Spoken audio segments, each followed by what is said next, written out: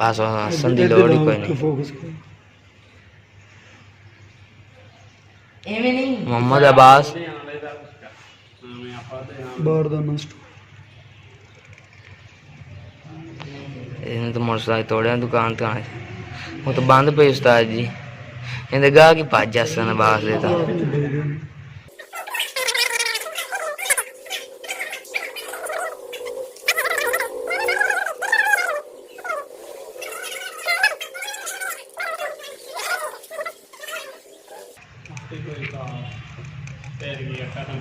तू तो हर शाही वेख लेना यूट्यूब यूट्यूब वेख लेना मैं उन्होंने छेड़ा को नहीं मैं दसदा पे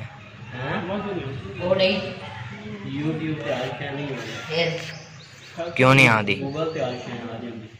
ना तो पहले लाइक कर सवाल दोस्त